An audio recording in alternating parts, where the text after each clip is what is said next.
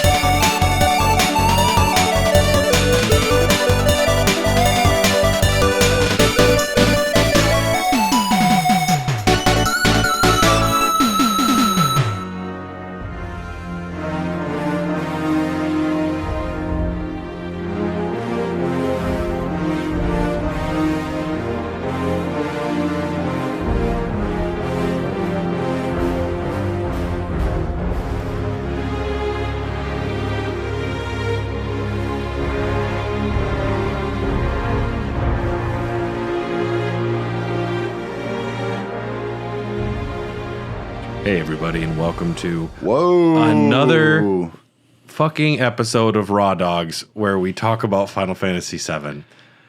Another one. Can you believe it?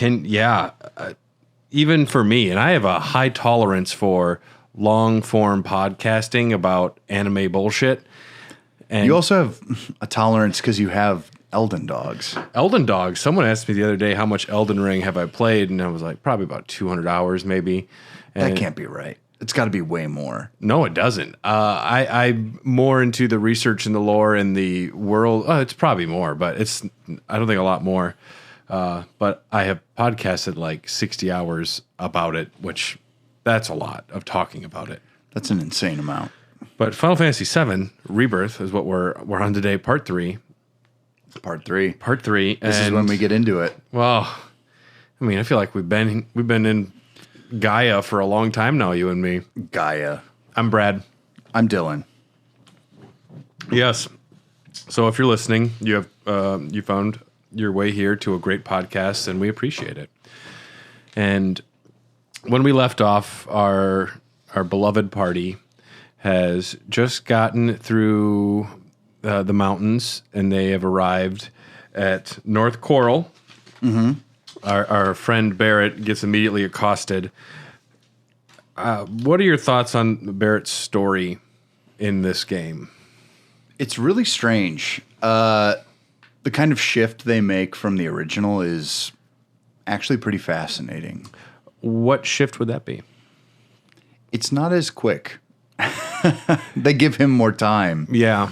The other one, I believe... It's very isolated in the original game, where it's like all of Barrett's story happens here, and then he doesn't have a lot to do afterwards, it seems. And it seems like they're actually giving him a lot more to do in future games as well. They're setting up a lot of, just character for him. And I like that, because usually once you're done with that, they're just a member of your party, and then you all have to face the big bad, whatever that means. Obviously, it's Sephiroth this time, but... Yeah, all the characters get a lot more room to breathe as just you're wandering around. Everyone's kind of just the chatter back and forth. Mm-hmm. At one point, Yuffie's talking about how she can clone people, and she makes a joke about how I bet Cloud would like to have a bunch of Tifa's cloned, and everyone gets really quiet. I'm like, well, it's because obviously everyone does. Is she canon Bae in this game? Tifa? Yeah, not canon because it can be Aerith. It seems like they're pushing Tifa as like the more canon, though. If Aerith dies, spoiler, what? I guess. What? Well, I thought. Now listen, do you remember all those years back when we first started Raw Dogs? And I said, I'm like, they're not going to kill Aerith this time. Yeah, and they didn't, and they did. They did and didn't. Yes. They took Schrodinger's cat They took essentially, yeah, but they took the road and never traveled, I guess is the way to do it. They're having their cake and eating it too a little bit, which it's silly. It's just silly. I ultimately become disappointed at the end of this game. I really like the problem is, I love 95% of what this game does and the decisions it makes. And I'm at about 90. In Kingdom Hearts 3, when they don't do any story the entire time, and then all of a sudden they just plot dump 5 hours of cutscenes and the whole everything that happens, and it feels kind of like that's what happens here.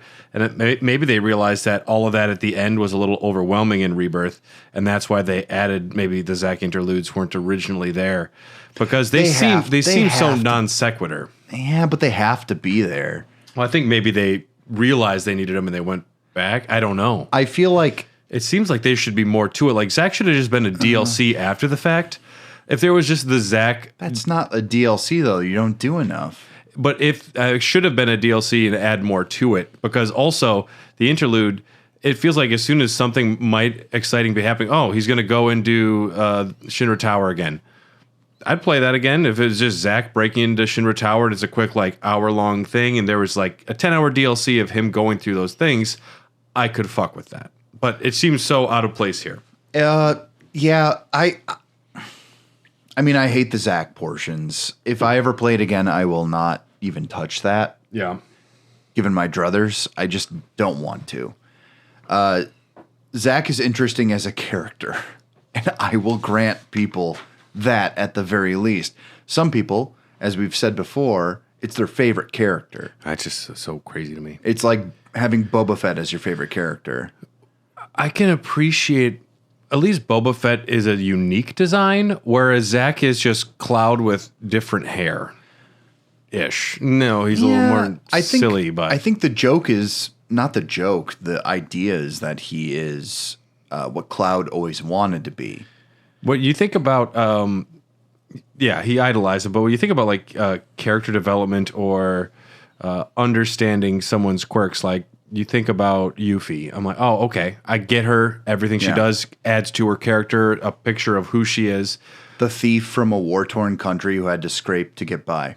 That's all pretty of them. Easy, yeah. You could say any of them. And Sid, we haven't even spent much time with Sid, but okay, horrible, tragic backstory, kind of became an abusive drunk, and he's trying to work through some heavy past stuff. Well, this one's interesting because they include him pretty early on.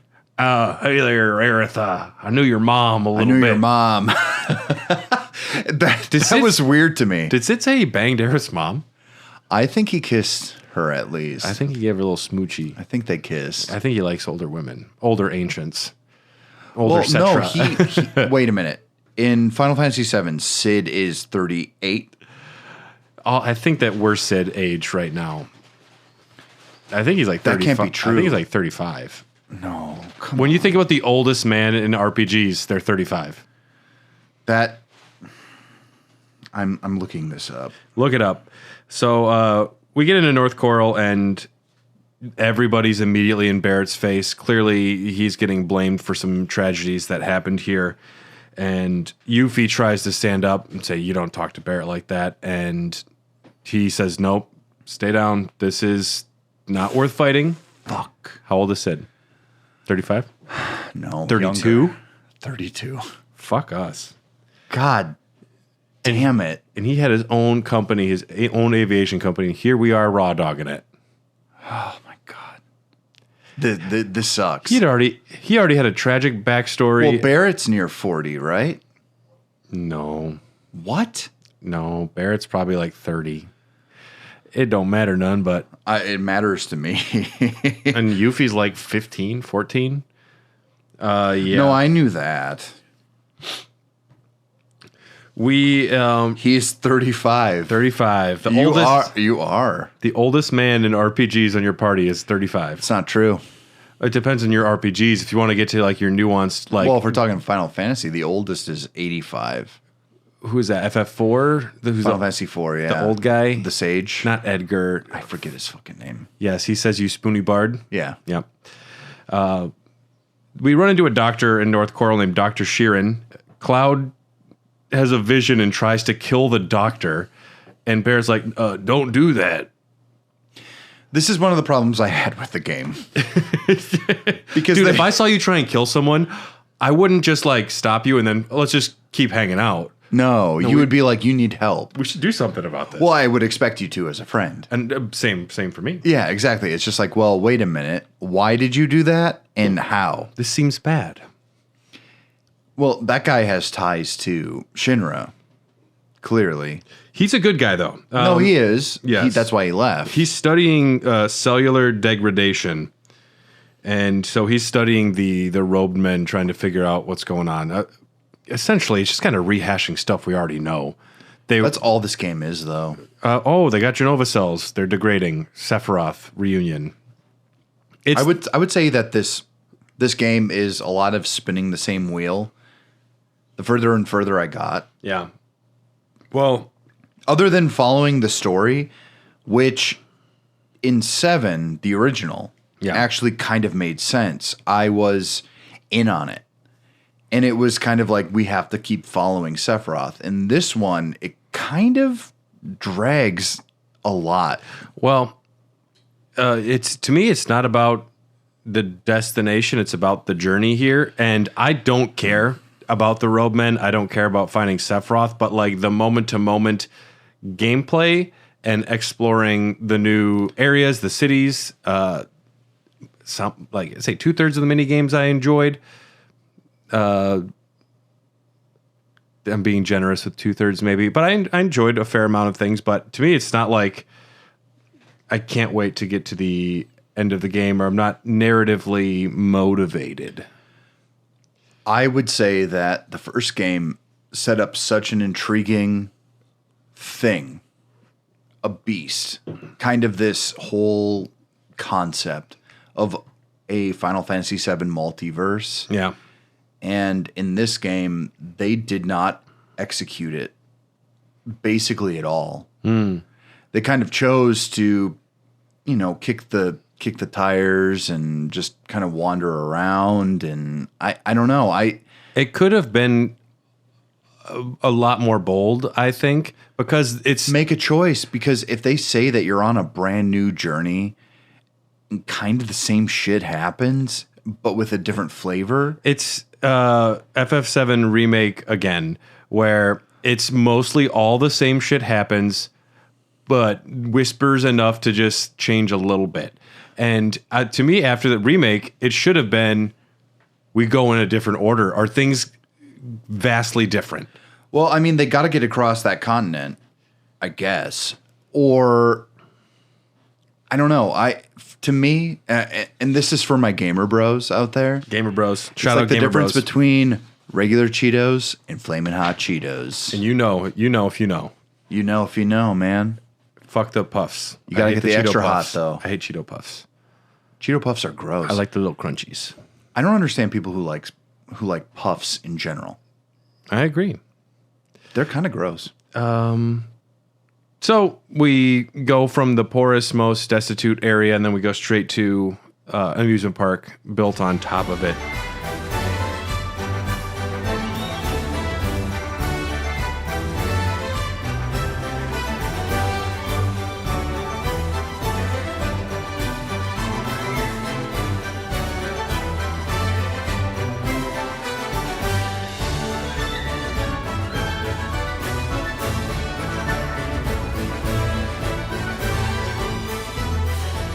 Gold saucer. Wow. It's cool. I loved it. I thought it was brilliantly designed. There's a lot of love and effort that went into art, design, layout. All of that is just, I think, top notch. No, I actually agree. And I think the only thing that really deterred me from it was the amount of cutscenes in that area specifically. Mm-hmm. There were a ton. And I understand it. In like anime, they do this thing where oftentimes in this like really intense kind of battle show, they'll have something like a beach episode. Or a baseball episode in Dragon Ball Z. Exactly. Yeah. And it will literally just be full of humor and interesting things and yada yada. It's Jubilee in the new X-Men when she goes into the video game. Yeah. I mean, it is the same, and I feel like it's such an atonal shift, which I like. I do like those segments, but you're right. It is to step aside from the story for an hour. And I love Gold Saucer in this. I think it's really fun and interesting, but I did skip a lot of cutscenes. I bet you didn't skip the first cutscene. No. The first cutscene when they're on the lift. A giant flamboyant performance begins. Yuffie gets added to the dance where she has a costume change. Tifa and Aerith get pulled in as well, and then Dio. My man, Dio looks great. Dio's so good. Dio's got like John Cena energy, kind of. Yeah, a little bit. Yeah, just like overly buff, but like super charismatic and fun. The dude that just wears a pair of undies out and just like flexes hard, good hairy chest. That's why you like me. And your muscles, Dylan. I do have them. It's just they're hidden under a lot of fat. It is odd though that like there's this huge crescendo of party, and then it's like, let's have a retro fight duel. Yeah. How do you feel about that minigame? There's a trick to it. I hate it. There's a trick to it. I don't care. Now, it's called pause buffering. So whenever, because there's tells, if they go did they take this out? Well, no, it's still in there. It's like, if they pull straight back with their right, that means you're supposed to like block a certain direction. Okay. And you can like see what their tells are. And what you do is the moment they move, if you hit pause, you can see specifically like where it is. And then you can, rather than having to make a split second decision, you can see what they're doing. And then just like you enter the input as you unpause. That's fine. I don't know. That's the only way that I was able to beat the final mini game version where you're fighting like Sephiroth. Oh boy, I didn't even try. Yeah, I guess I'm just in it to do certain things. I like the Haunted Hotel. I like that they have a Tonberry air purifier walking around your room. That's pretty like, oh, this is stupid and awesome. Well, it's fun because the only hotel there is the haunted one, full of really annoying shit. Yeah. At least it has 4 floors now. And Barrett's the only one who's honest. Like, honestly, this is pretty stupid. I'm on his side. We're killing the planet for 35-year-old Barrett. Jesus Christ. He's our age. Fuck. With a daughter, and he's responsible for destroying an entire village-ish. His best friend is either dead or not. Barrett's got the most emotional story in this entire game. Let me think. Yes, you're right. I mean, I can't imagine anyone that comes close to it.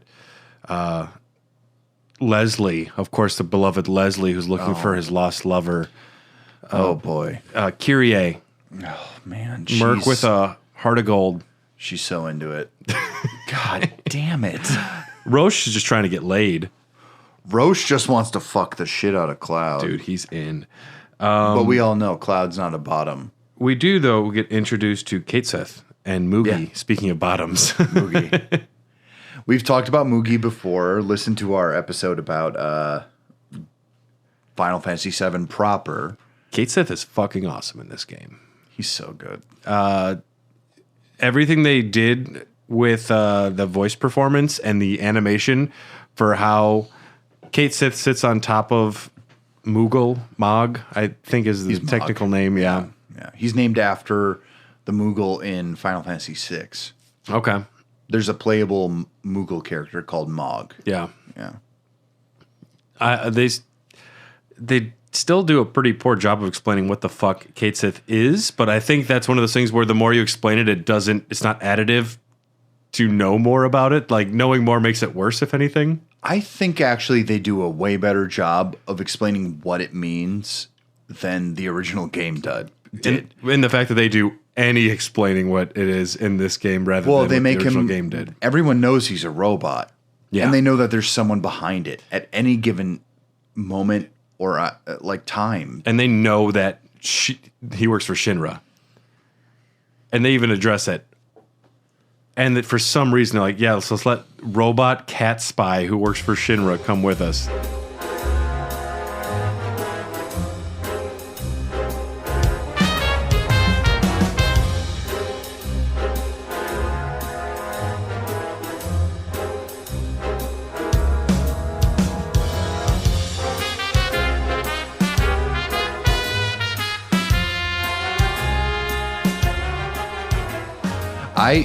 I think what's interesting, especially about Cait Sith, is it was a real opportunity to change the combat. Yes. Because all your characters generally wield weapons, whether it be fists, guns for arms, swords, yes, shuriken. With this one, it's a megaphone, ostensibly. Yes. Let's talk about Cait Sith's combat. We can jump ahead.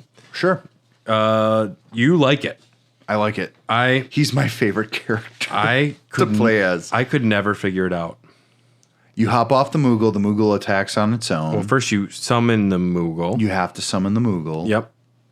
I like it. There's something cool about how you can only do certain things on the Moogle and do certain things off the Moogle. Mm-hmm. So it's a mount that moves around and can potentially be a fourth party member if you're using it correctly. And you can do magic as Cait Sith while Mog is out there doing stuff. That's, I think, good utility. And there's also luck-based spells. He's got some abilities. And those abilities get crazy scaling with his folio because plus 100 luck. That's all I did. Yes. And that's how I beat Sephiroth at the end. My understanding of the way to beat the toughest bosses in the game is Cait Sith. Yeah. He becomes OP. And I don't know if it's a little bit like Yojimbo and FF10 where you can kind of cheese the system to just kind of one-hit kill enemies a little bit, but I think that's part of it.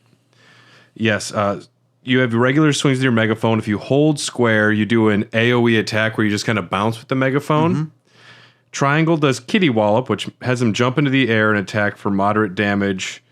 Let's Ride, you mentioned that. So I used Cait Sith as kind of a distraction for the most part. Yeah. When Aerith really needed some time to regain some of her stamina, her active time battle. She's very slow. Her bars, I know. Yeah. I would switch to Cait Sith basically right away, but I knew maybe I needed Thundaga, and I would just be like, all right, we're going to let her do that on her own. I can distract, and I can kind of cheese the enemy. If Mog and Cait Sith were both attacking the same enemy, you could kind of stun lock them. Mm-hmm. That's what I've found. Sure. She would be able to get that up no time. Some of his abilities, he can do the Moogle Knuckle, which you usually got to pay extra for. Getting one of those. That does stagger damage. Lady Luck will buff luck for all allies, roll the dice, random numbers, and effects. Attacking the same enemy as the Moogle causes Cait Sith to raise its special attacks more quickly. As the Moogle fights unmounted, it also special attack rise. Once it reaches second tier, it'll cause a random buff to the whole party. Mm-hmm. Once it reaches third tier, it causes a random debuff to all enemies. Interesting character. Well, what's cool is you can use that as a strategy. Yeah. So what I would do is I would stay on the Moogle, and then I would split, and then I would keep fighting. But when an enemy was going to have like one of their big attacks and I could telegraph it, I would get back on the Moogle and he would have a higher HP essentially. Yeah. And it was nice because I would survive anything. There were points where I enjoyed it, but mostly I struggled a lot with Cait Sith. But that's one of those things. I think any character, the more time you put into them, the more you're going to get out of them. Right. And that's just the cost of having unique characters. People are going to gravitate certain ways. Did you do much of the mini games in Gold Saucer? I think I did them all. You did them all? At least I tried them all. What did you think of, what was it, the Galactic Survivors rail shooter? It's not bad. It's fine. There was Queen's Blood. There's the G-Bike minigame, which is just the same game from last game. I hate it. 3D Brawler. I liked 3D Brawler quite a bit, actually. We got Chocobo racing. We can talk about that in a second, but we have our first date here where we go to the Skywheel Square.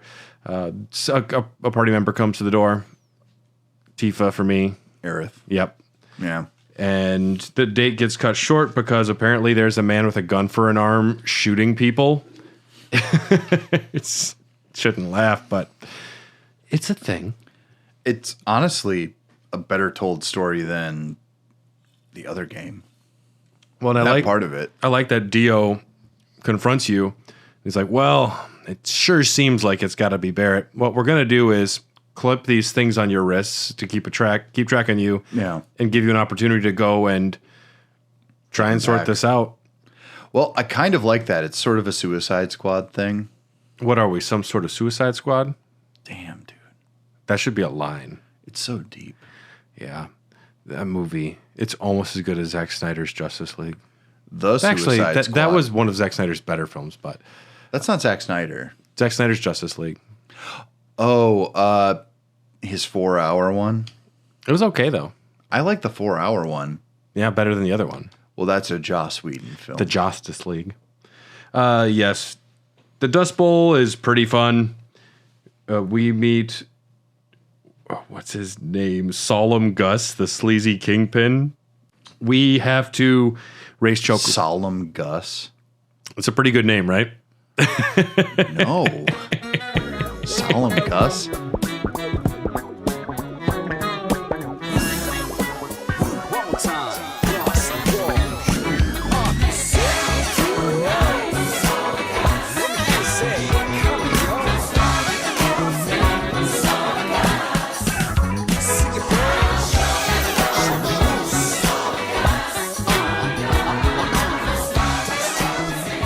Solemn Gus sounds like he's on the brink of suicide himself. What adjective? What adjective describes how cool I am? Oh, solemn. Oh boy. You know what? I'm resigned. It's resigned Gus. I'm resigned, Brad. I'm resigned, Brad. It is what it is. I can't do nothing about it. Hey, man. Hey, you know what? It is what it is. Hey, they call me apathetic Brad. I don't give a fuck. You give a fuck, but you're just resigned to it. I'm just resigned. Fuck. I do like that we get jumped in the Dust Bowl by like 5 fucking gang members, and despite the fact that we've defeated Sephiroth, they get the jump on us. Yeah. Sure. Okay.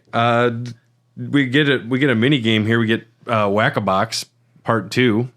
Which I actually liked more this time. I like Whack-A-Box in the first game. I guess I didn't like it as much in the first game. I think it's because I wasn't thinking too hard about it when I played through the first time because you lent it to me. Yeah. And now that I'm kind of like, oh, what's the strategy of hitting the most boxes, getting the most points? And I don't know, I like it. Yeah. I thought it was enjoyable because it's the most not RPG thing. Yeah. In this, maybe. Yeah. I mean, there's a lot of things, but sure. I don't know. I liked it. Desert Rush was cool. We have to do some random fucking jobs to get Chocobo Greens. Then we do a Chocobo race.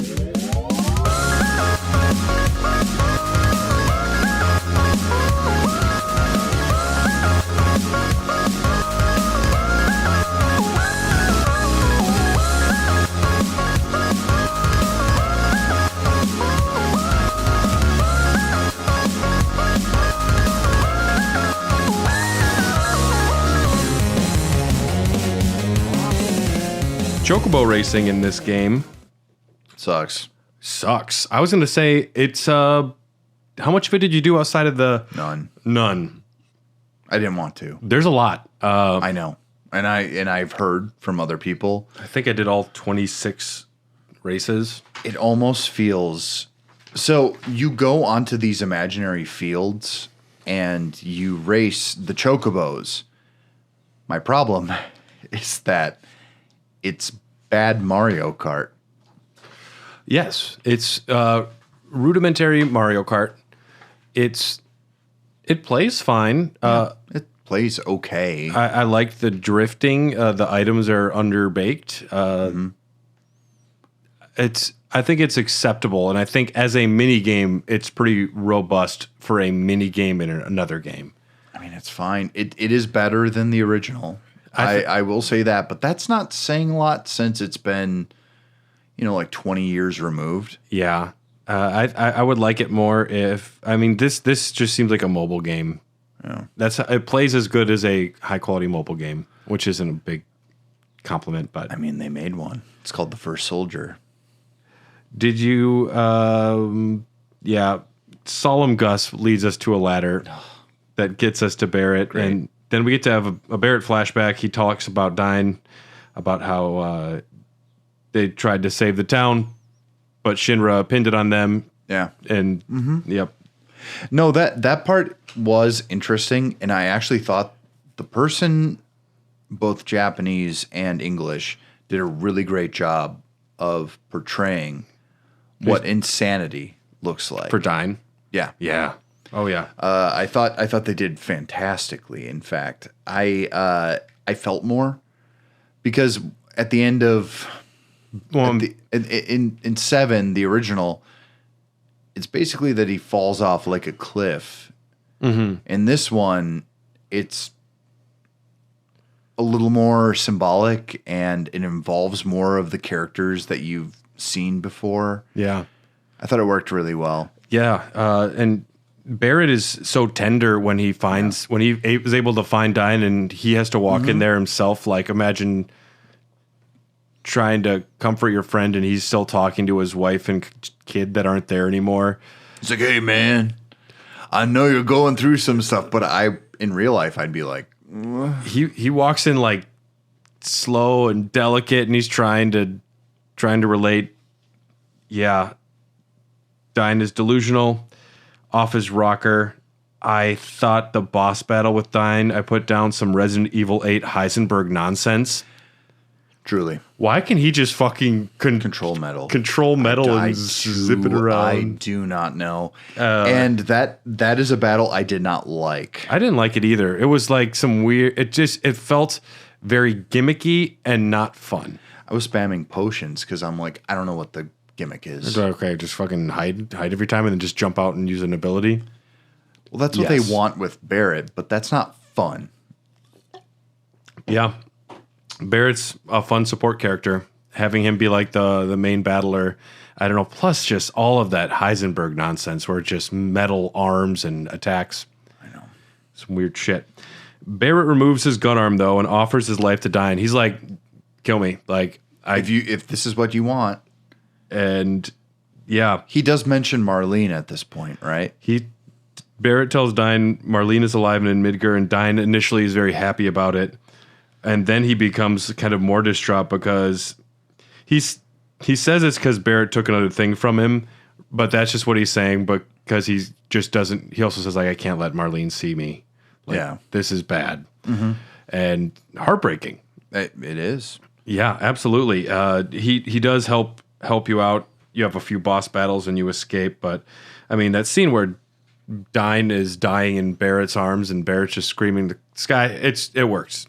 It actually does. We can thank the voice actor for that. John Eric, we love you. Absolutely. Mr. Bentley. Yeah, there's a fucking weird mini game where you're shooting out at the back of a truck, and I do appreciate Palmer. There's a Palmer's in like a mech. The boss fight's cool. Yeah, but then you have like the truck chase, which whatever. I mean, it's. I actually like that part. I like when they cap off something with another thing. I think that works. Fun little end to the chapter. Sure. I mean, it's like a cutscene when you're playing like God of War, like the originals. One of the things that works about that, like the original, like 1, 2, and 3 of God of War, is that they give you like a QTE to kind of like cap it off. In this, giving you something new to kind of fuck with is kind of interesting, I guess, because it is still a game that requires skill. Yeah. I don't know. I liked it. I agree. Yes, the end of that segment we see in the Shinra building, Reeve alters the mugshots of Cloud, Tifa, and Barrett. Rufus is visited by Sung, who confirms that Turks are still tracking her, and Glenn Lodblock then appears in a vortex and mocks Rufus, our favorite man, before disappearing. Oh my god! Yeah, our next area is the Gungaga region. What did you think of Gungaga? I thought it was a confusing map. Maybe a little bit more telegraphing once you hit one of those mushrooms where the mushroom takes you. Yes. That would have been okay. But I found myself wandering around trying to hit locations and absolutely failing. Mm-hmm. I maybe spent the most time in Gungaga. Yeah, I didn't have that much trouble with it. There was a few there's a few moments where I got really lost. I got really lost. Mostly though, I think the music goes pretty hard in this one. I do love the music.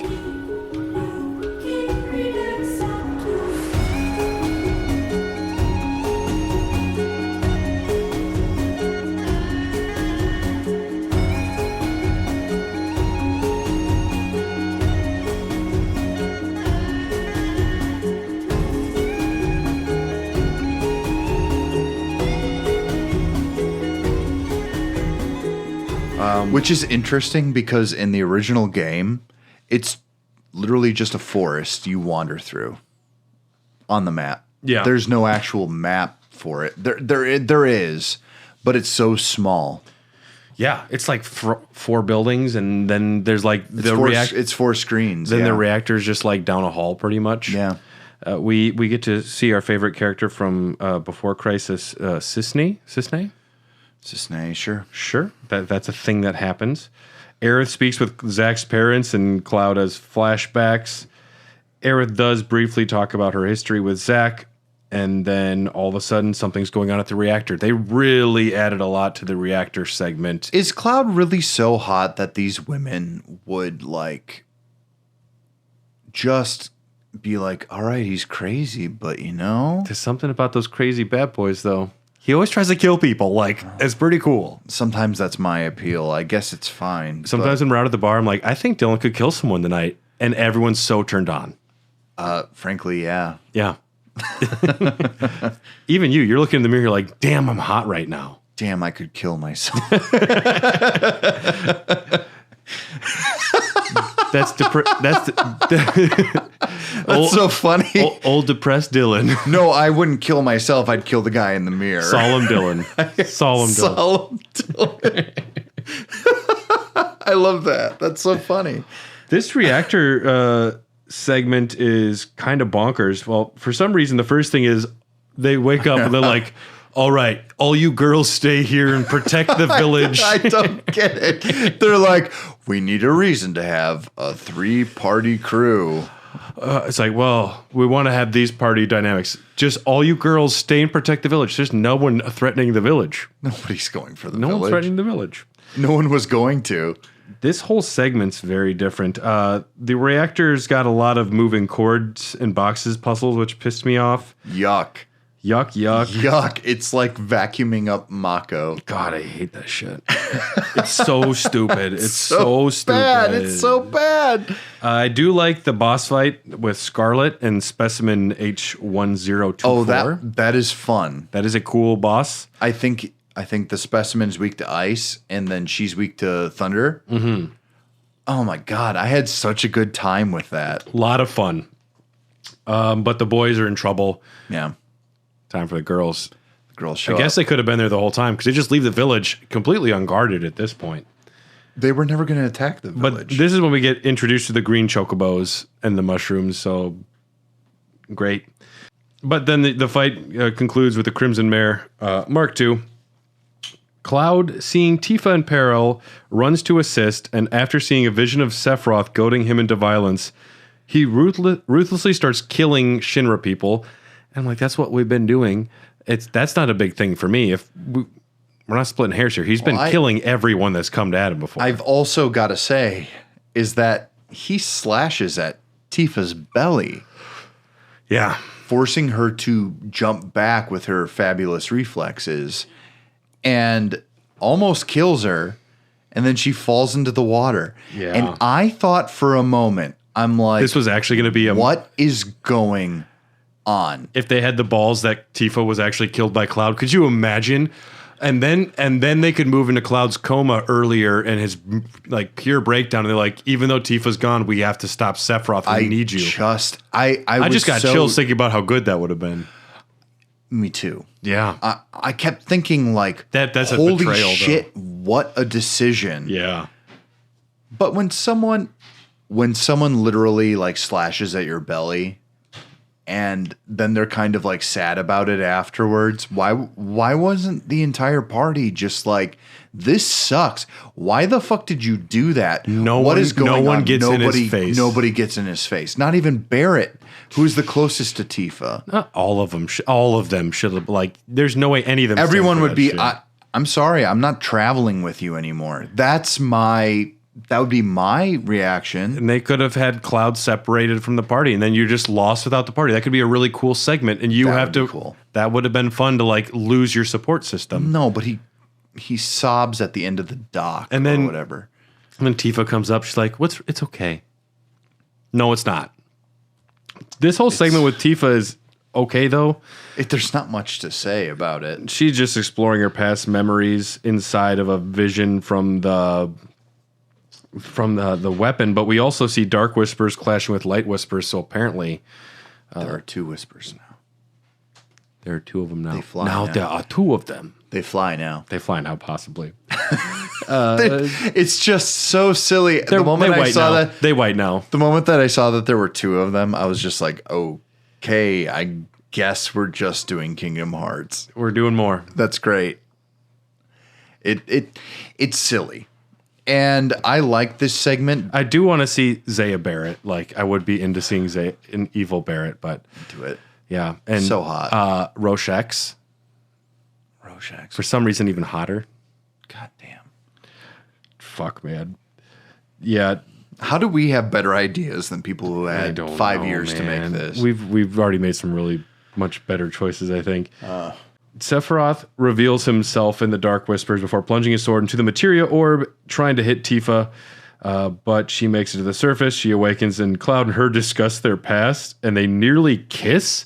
This is some straight up like Anakin slaughters the sand people, and Padme's like, I'm fucking hot about this. You know what? People like bad boys. Yeah. Brad, I watched you almost kill a man once. He almost tried to kill me, so I think I'm ready for first kiss. She was so forgiving.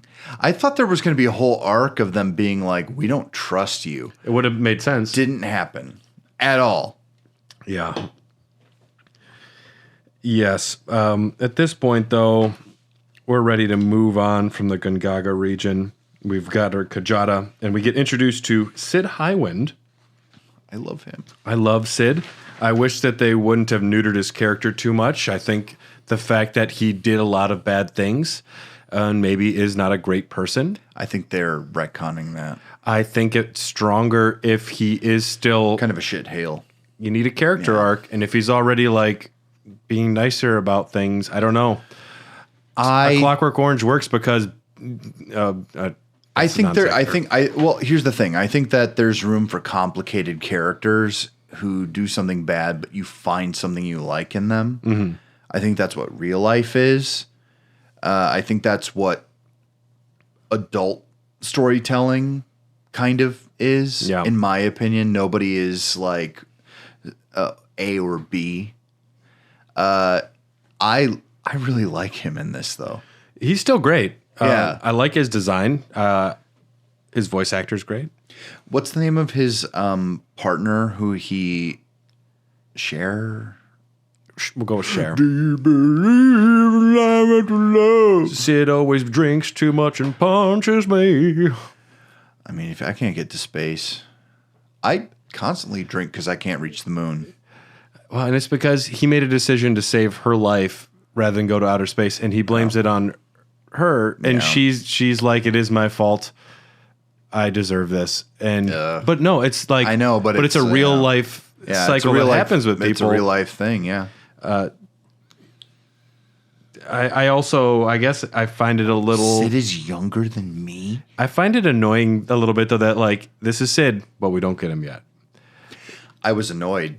And it happened. I hated this. Yeah. In fact, I know they're saving Sid and Vincent as the two new playable characters for the last game. But when they just start tagging along, I'm like, they're there. I'm not into it. They're there. No, I know. They're right there. You know, at some point while you were flying, he should have been like... They fly now. You know, I'm really good with a lance. Have you ever...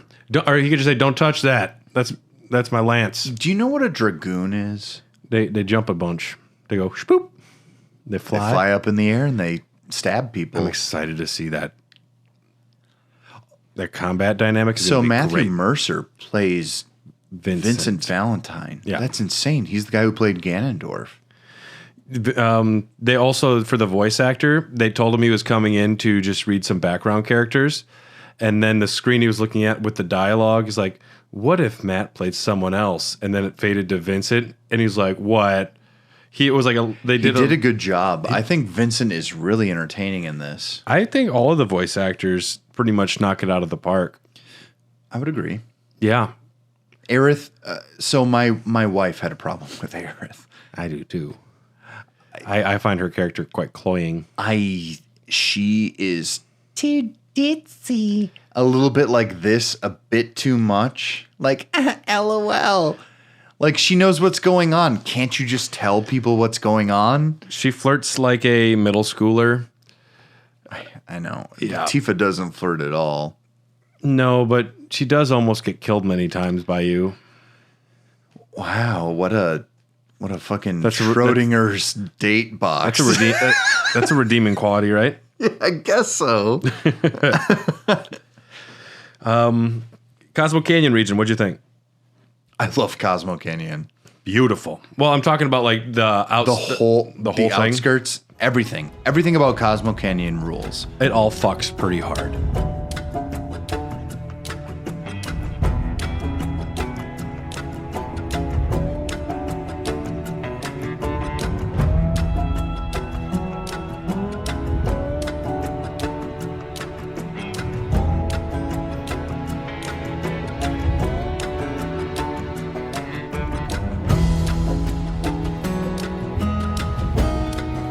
It is maybe what I would say, like, remember when I was saying, like, be prepared for Cosmo Canyon. It's going to take you a long fucking time. It's a big area.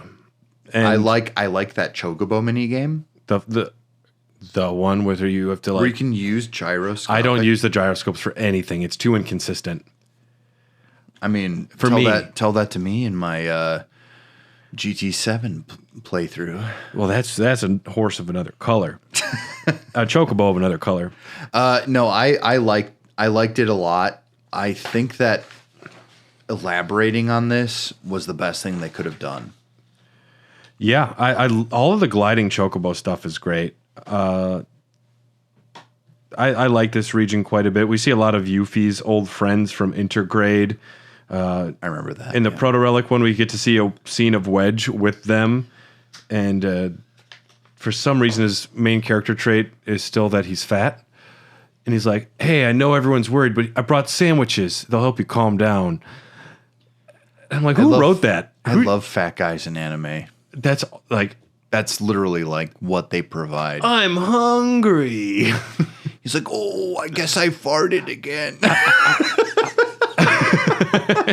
It's just, I do like it. It's like, whoops, sorry, but I have a heart of gold. Oh, I ate too much. Everyone makes fun of me. I have a few friends that I would say maybe are fat, and not one of them is just commonly says out loud, "Oh, I'm so hungry." Wait, Matt doesn't do that? I didn't say that. Sometimes he says that. I've never heard him say that. He says it to me. Okay. In secret, he's like, "I'm so hungry and I have to fart." Dizzy Brit. You have to keep that in. I don't give a fuck. It's staying in. Man, he's not going to listen. Man, I've just never had somebody like before big events going on like, here, I brought sandwiches. It'll help you calm down. Matt would, actually. And I wouldn't eat them. But that also makes him a nice guy. Great guy. The whole a region outside of there is fun, but also just Cosmo Canyon proper. Now, the first thing that happens when you get there is Nanaki is welcomed home, and his voice just fucking shoots up 4 octaves. Yep. I love it. I think it's a really clever and interesting choice. To me, it's a shade too far. I get that it's the same voice actor, but to me, I'm also like, most people don't have the range of a voice actor. Who's the voice actor? I forget offhand. It's fine. I think it works because it's something that's lost in the first game. Yeah. Because there's no obvious, spoken dialogue audibly. And I liked it a lot. I laughed out loud in this game when Barrett's like, what the fuck is going on? Yeah. I was in a cave with this fucker. Well, he's about to be. Oh, but earlier as well. Earlier in the Mithril Mine. For some reason, Barrett's always paired with Red. And he's just like, I was with this dude for a long time and he was just pretending. It does feel a little like he could have told us. We're all friends at this point. We're not like hiding things. I think he's...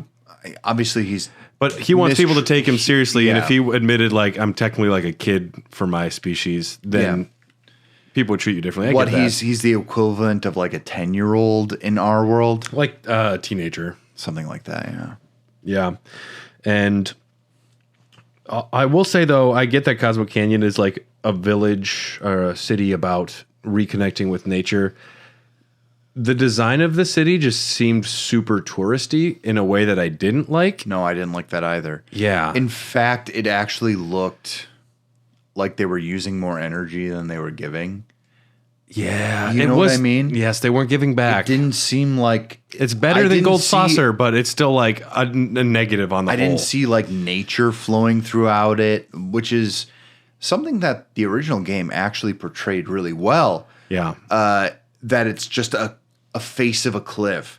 If this were a face of the cliff and you had to go up levels, that might have been more interesting. I also found it extremely confusing. It's so much. There's just so many tourists there where I think it should have just been like, there's like an observatory. There's like a mezzanine. Yeah. There's a lot of places that you can go. Here's the like scientific retreat, the discussions. And that's some of that stuff I get. There's just way too many people in that hotel. Seem really gratuitous. Bugenhagen. I think Bugenhagen turned out pretty cool. He's pretty good. That's, I think, a character that's hard to translate as well. They did that well. Yeah. I also don't think that that's easy. Your dude floats on a ball.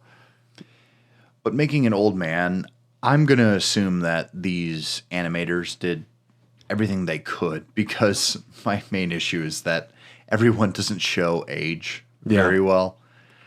So showing like an ancient person, probably someone who's around 100 years old, it's pretty interesting in a game like this because everyone else is at most 55 years old.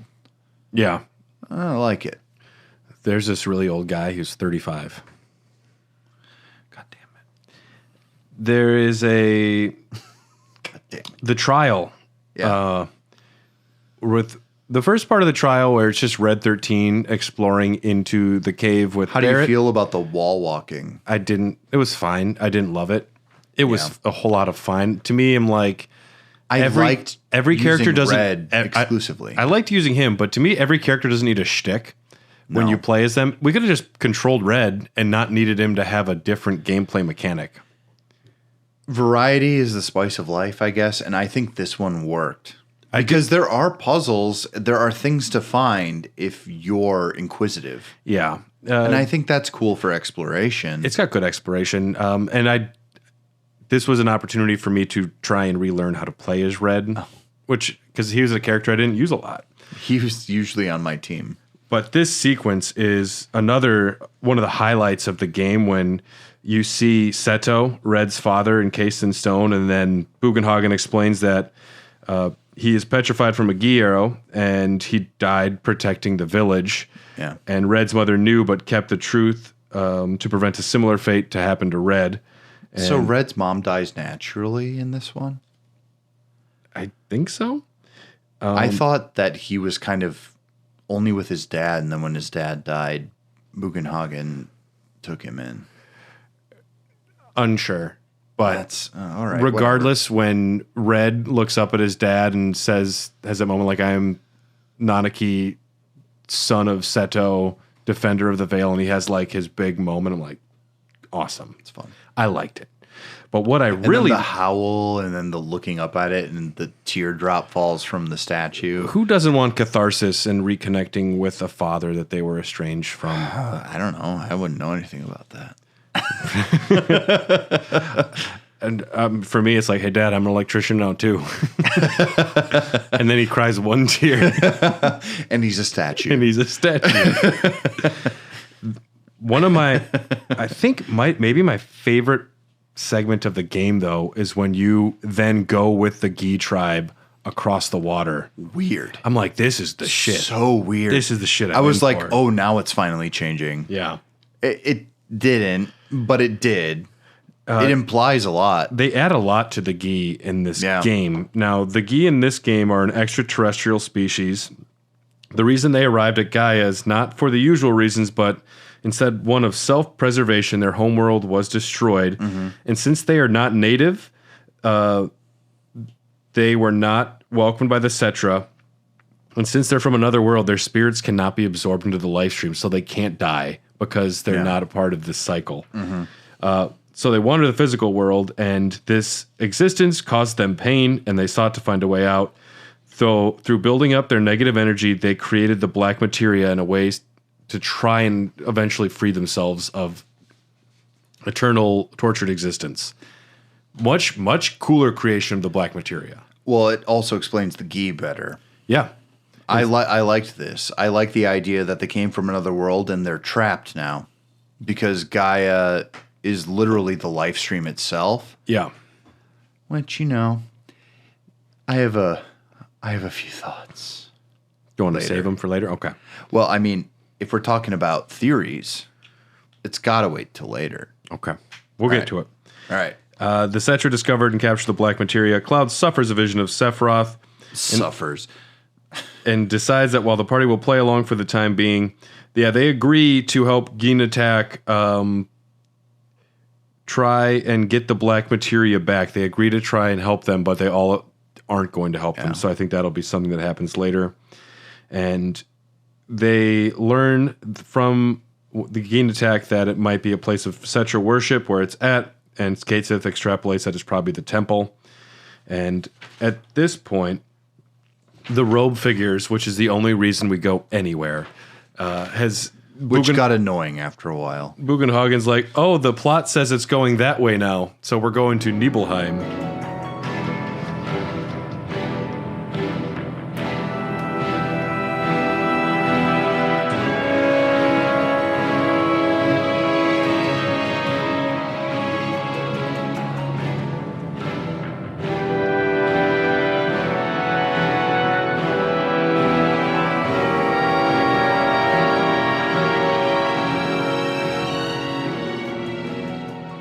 I love Nibelheim.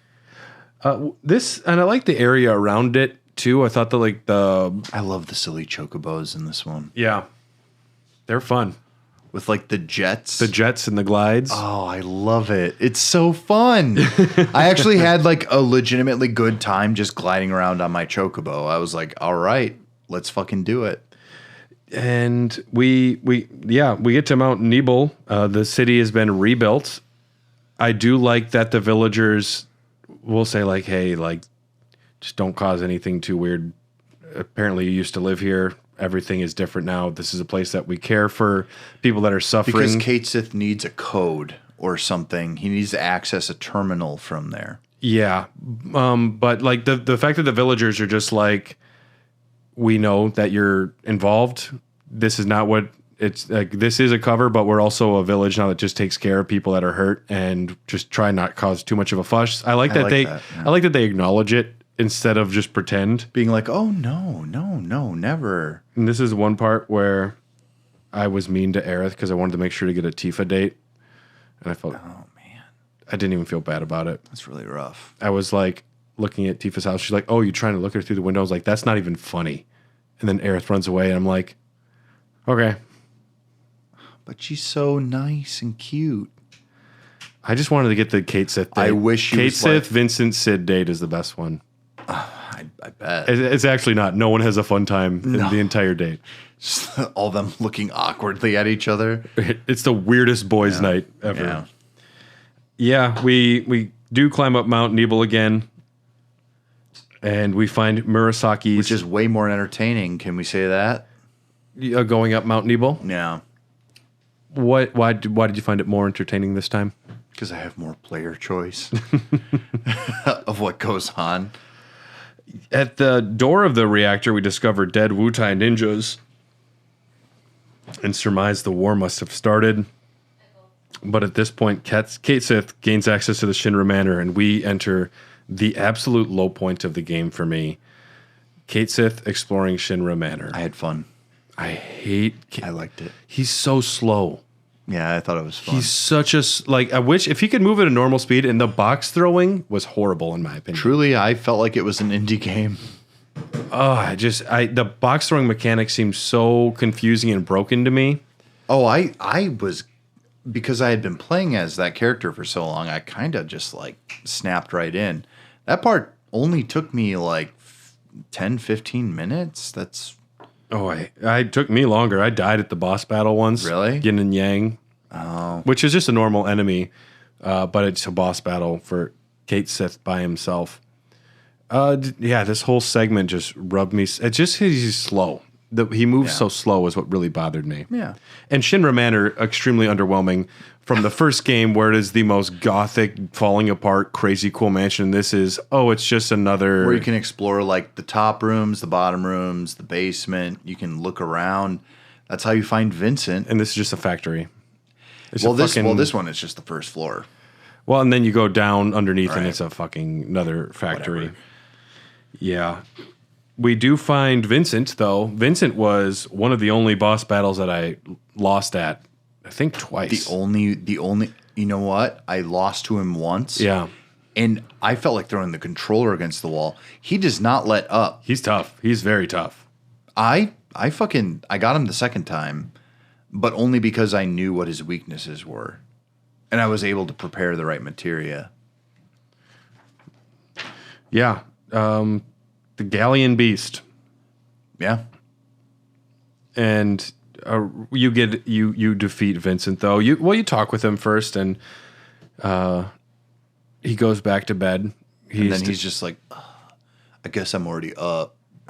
I guess I'm up now, so whatever. And then he chooses to join you on the plane. It's the weirdest thing. I'm begrudging Vincent. I'm anxious to play as him in the next game. Well, he's going to be ranged, and then there will be segments where he turns into a beast. I love that. I hope they do the chainsaw monster guy, which is just like Leatherface. Yeah. I'm into that. Once we get outside the manor, though, we discuss going to the temple, and we have our final boss fight with Roche, who has now got some gray hair. He mumbles he can't escape the degradation, and he collapses. In Midgar, Glenn Lodblock appears on television and decries Rufus's actions as inciting war. He then calls a Saruf to the stand, but no one appears. And yes, they just say, like, we're going to keep looking for Aerith. And we go back to the airstrip to reunite with Sid. And Sid says, hey, Aerith, I'm here to help you because I knew your mom. And I'm like, why didn't you say this before? It seems like you could have said something before. Well, what he says is he's like, you look familiar. Was this person your mom? She's like, yeah, we looked exactly alike. And he's just like, oh, well, I had like a crush on her. We actually like dated for a while. Maybe. Who knows? I mean, he's old. He's 32. He's 32. So he's lived a life at this point. He's 32. I did have a good feeling, though, the first time that all of the party member was together in the Bronco. That did feel nice. It felt good. Even if the other two characters weren't really there yet. Well, what's more or less interesting is that there are two characters that are optional. Yeah. From the first game. Mm-hmm. So it's Yuffie and Vincent. Mm-hmm.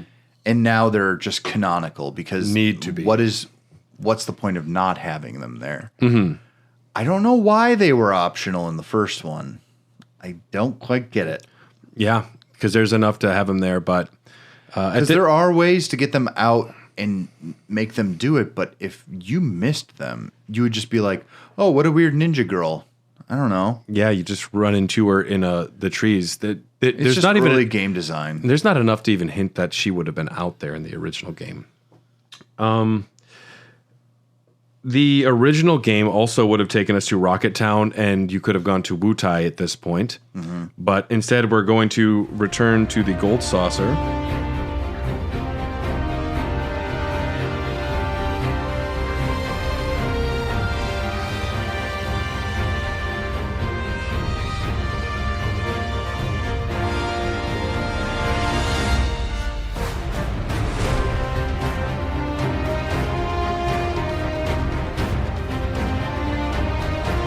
I mean, this segment is fine. It's too much stuff to do. They open up the game and they tell you this is what you have to do before the end. This is Tiny Bronco Boat, which is fine. I like that enough.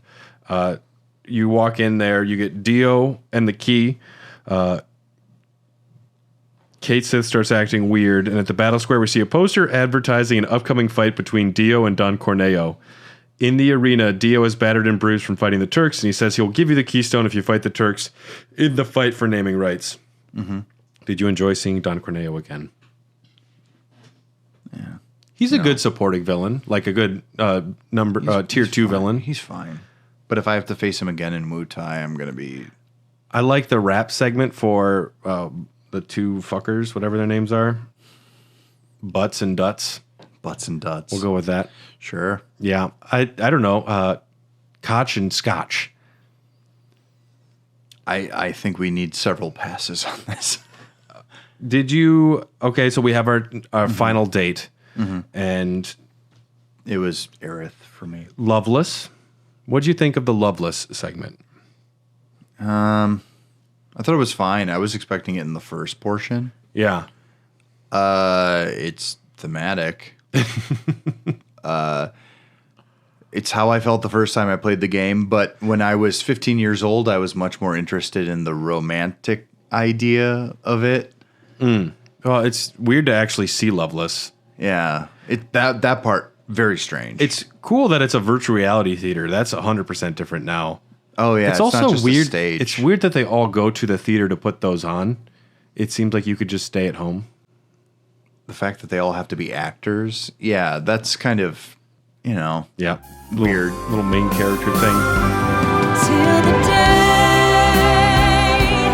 that we meet again at our place, just let me believe in the chance that will come. Take my hand and never let me go. The opening of Loveless is a ballet interpretive dance intro featuring Jessie. That's kind of a... I miss her. If you're on a date with Barrett, he tears up a little bit seeing Jessie again. Alfred is the main character, is broken out of prison by his lover Rosa. It's going to be Tifa, Aerith, or Yuffie. And to confront the evil Dragon King Varvados and his hound Garm. Barrett's outfit in this is sick. Oh, yeah. As the Dragon King. And Red 13 in like that black Garm outfit is great as well. The mini game is another wall market. Mm-hmm. I get it confused with Wall Drug from South Dakota. Oh boy. It's another just like hit the fucking It's called button. Mount Rushmore, Brad. The Loveless Learn. Well, have you been to Wall Drug? No. I mean, it's Walgreens, right? No, it's a whole village that's made to be a Walgreens. That sucks ass. Now, at one point, you can choose your true love, where you can choose your date. You can choose Barrett or Red. Mm-hmm. Who'd you choose? My date. I chose Barrett. Really? Yeah. What? What are you doing? Unfortunately, you can't do that, Cloud. It's not that Aerith is a manic pixie dream girl that I'm into. I thought in the first game she was so cleverly written. Yeah. and interesting that she knew something kind of behind the scenes. And I thought, for myself, I was more attracted to something like that. The reality is, not so much.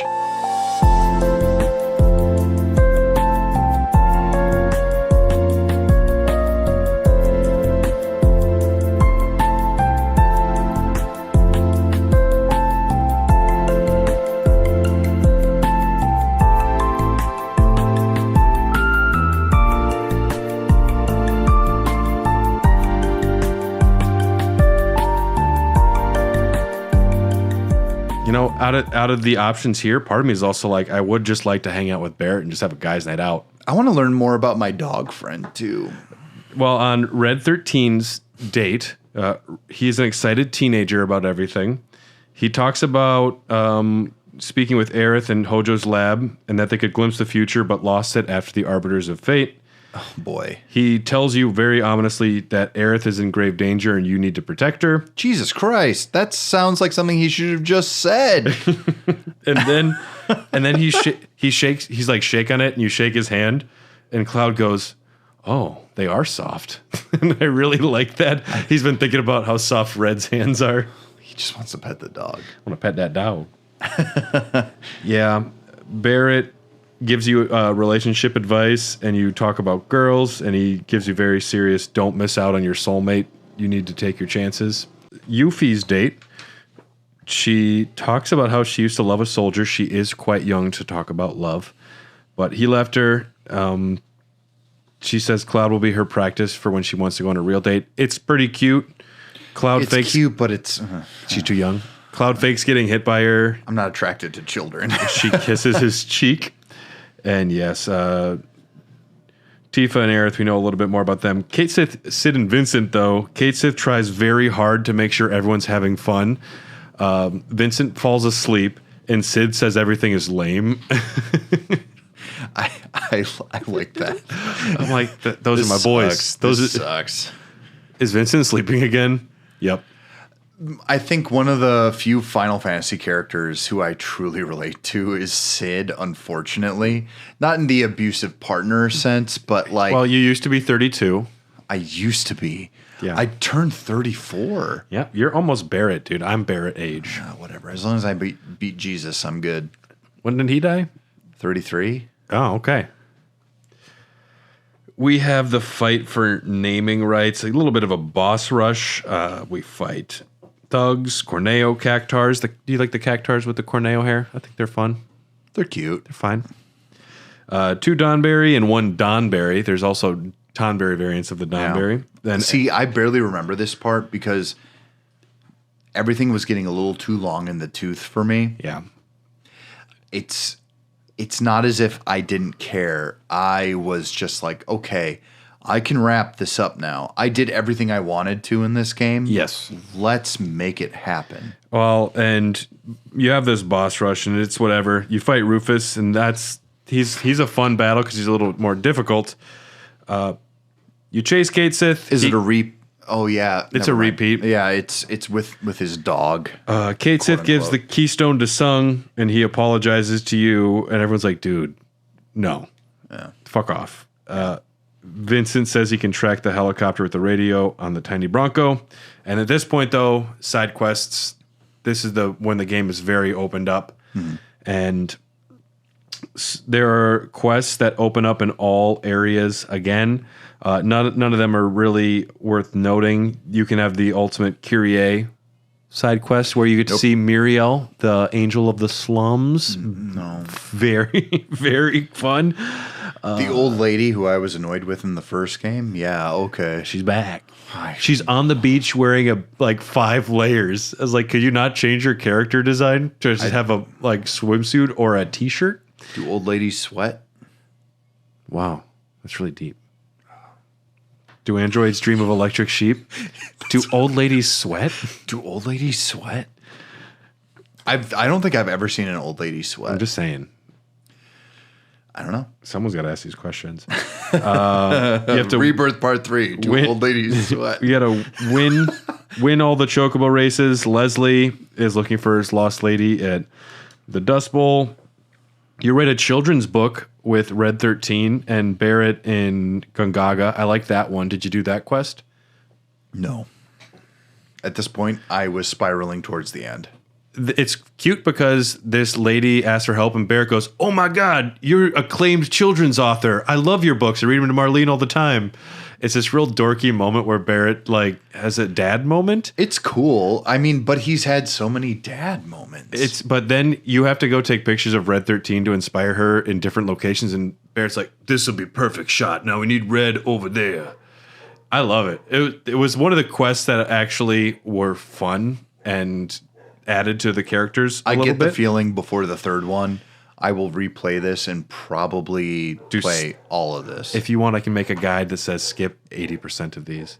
We can go to Nebul again and investigate the haunted Shinra Manor. You get access to Hojo's combat simulator challenges. Whatever. But there is one side quest, the ultimate side quest, which is the Gold Saucer Can't Stop, Won't Stop. The Shinra middle manager, who you have spoken with a couple times throughout the game, he's the one that you talk with on the train in the very beginning. That's fun. He comes up and he's like, "I am the ultimate party animal." I was like, "Whoa, can we hang out?" Like, I was excited. You were into it. I was into it. Okay. He was a little too excited, but also he was infectious. And essentially, you have to see, when I say that, you walk away. Well, it depends on what mood I'm in. If I'm ready for the party animal. Oh, well. The Dylan party animal is another tier above. Oh, I rarely get to party animal at this point.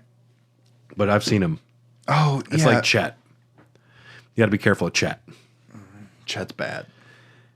The Gold Saucer Can't Stop, Won't Stop. You have to essentially get S-class scores in all of the mini games to defeat this final side quest. Then there is the Pirate King treasure, where pirate relics are scattered around, and then you have to fight tougher versions of bosses throughout the map. I think I did part of that. This one was fine. I didn't love it. Queen's. What are we talking about? Like the Mind Flayer and the Quetzalcoatl, or? I think so. Okay. It's underwhelming, honestly. This Pirate King stuff I didn't care for, but you need it to get a certain thing for pirate. I mean, you say Pirate King, and I'm immediately and you're like, interested. Tell me more. Oh, tell me more. How about Queen's Blood? I don't like Queen's Blood. So, at a certain point, what do you learn about this person? A quest line to save the world from the Queen, a card that intends to take control of a player of the minigame to take over the world. Lee Drell, the deceased creator of the card game, contacts you spiritually to pass on a tale, which he mentions that some call it a parable, a myth, a fairy tale. A believed queen became hated and evil. It's all real. No, it all happened. All of it. Remember that, all of it. I thought it was a bunch of mumbo jumbo. You think it's weird, even though it's the most famous thing that happened in the entire world. Luke Skywalker was real. I know it's 20 years ago and he defeated the Empire, but it would happen. It's only been 40 years since the Jedi were wiped out, but do you remember them? So, Regina became possessed by the evil aura of the Queen and almost kills Cloud in the aftermath of their game, but Vincent intervened. Whoa. Regina was released from possession, realizing she had become unhealthily obsessed with the game and winning. The Shadow Queen card bound back into the card with the Emerald Witch's power. Spoiler, I actually don't care.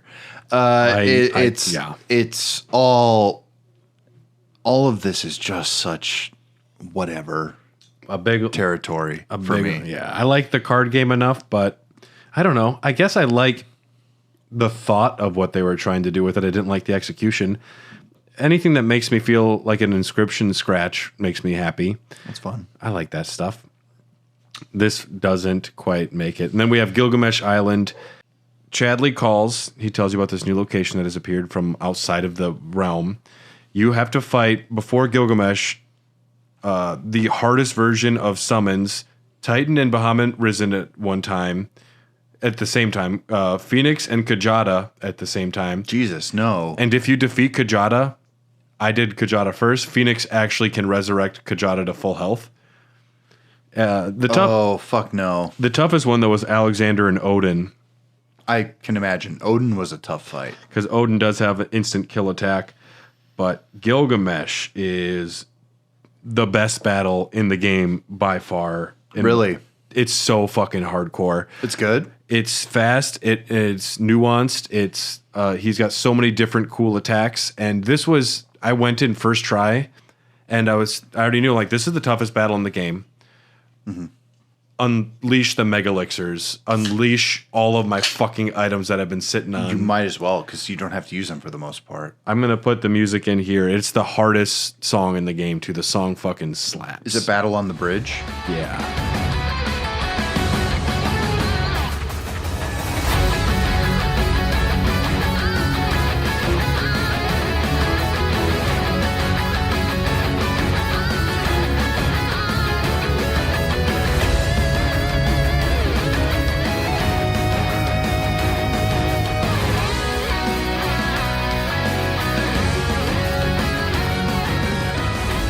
Now, the Temple of the Ancients is in a different part of the map in this game. Yeah.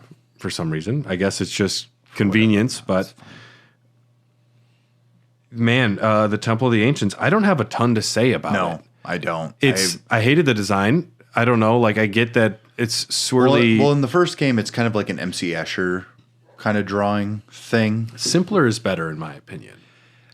I thought that it was more of a puzzle in the first one. Yes. At this point, it feels like they really wanted to fucking wrap this shit up. Well, apparently not, because they also added long fucking segments where the party gets split up and you have to just boss rush. I like the red dragon fight before you get too far into the temple. I remember that. When you get split up, though, there's like Cloud, Tifa, and Barret, and then it says several hours earlier, and you get Aerith, Yuffie, and Red 13. Aerith needs to defeat enemies and absorb their little life essence, and then she can swirl around her thumbstick to make things move. That whole thing I found underwhelming. Mm-hmm. You fight Ironclad, you fight Ruden Reno, you fight Elena and Sung. Mm-hmm. Cloud has gone off the deep end at this point. He tries to execute Elena, but Tifa's like, no. Also, why would you stop him?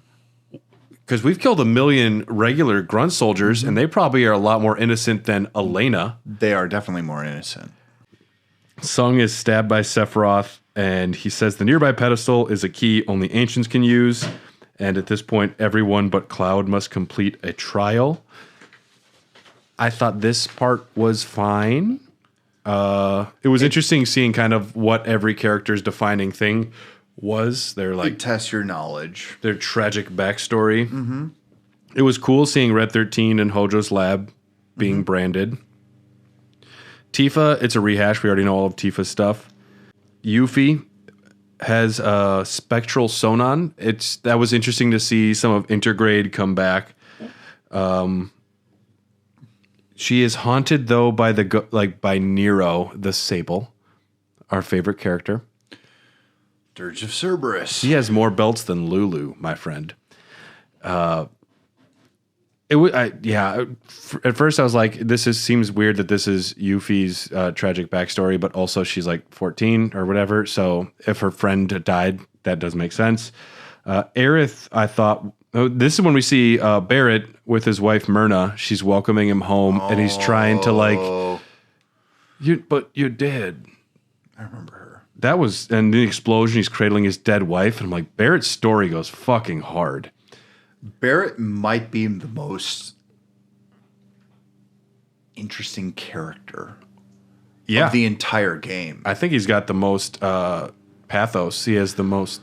The way he deals with the idea of violence and where to use violence and how to use violence to achieve his ends. Yeah. It's extremely samurai. It's honorable. Mm-hmm. He's like, I won't do this to just anybody. Yeah. I got to find a reason to use this gun arm. He has such an appreciation for life and a love of the little things. And that's why he fights, is to protect a fucking great character. I mean, it's even in like Advent Children, he's like, we struck oil. like in the message to Cloud on his phone. It's just like, he's like, we found something else that doesn't have to, I mean, I would imagine that still fucks up everything. The message is fossil fuels. But like for them, that might mean something different. I also think that Aerith, it's the segment where you play as a child trying to help her dying mom, going up to like scary groups. That was very affecting. Effective. It's very effective. Oh man, what are you doing, kid? Get out of here. My mom's hurt. Yeah. And this is when we get to see her meet her adoptive mom as well. This is great. I love this segment here. Aerith tries to give a speech, and Cloud says, "No time. We're leaving." Cloud has turned into major dickhead here. He's fully possessed, trying to kill people. Yeah. We have the corridor of effigies. Cloud is his own trial in Mako Reactor 1, seeing dead people. Blah blah blah. We get a giant live stream television show with the history of the Cetra on the walls, like big animated soldiers and stuff. It was okay. Yeah. I liked it. I remember it. The Cetrans were betrayed by mankind, possibly due to Genova. A deceiver stole the faces of the dead, of mothers and fathers, sisters and brothers lost, and the black materia will summon the meteor, destroyer of worlds. We get to fight the Demon Gate. Love the Demon Gate. It's cool. Cool concept. And we're reaching the last part of the segment here. You reach the materia. Aerith explains if it is picked up, the temple collapses. Baird attempts to put it back. This is when Kate Sith arrives. Does his thing. We know this thing. Everybody escapes. Kate Sith and his Moogle reappear, explaining that the body that went with the temple was one of many. Barrett throws the black materia to the ground to shake Cloud from his absent-mindedness. Sephiroth picks it up. A giant tendrilled structure forms as Sephiroth beckons Cloud closer. You walk forward. At this point, I was so tired of seeing this. At this point, my eyes are behind my head. They're just all the way rolled back. Come on. Please don't. You walk along the tendril towards Sephiroth, and you automatically pick up the black materia, and Sephiroth wants you to bring it to him. Tifa knocks Cloud over, and Aerith grabs the materia. Aerith does hand it back over to Cloud and explains that she'll always be there for him. Cloud gives the materia to Sephiroth, but then rushes to save Aerith, who's being swarmed by whispers. Sephiroth then uses his sword to sever the tendril, sending Cloud and Aerith into the depths below.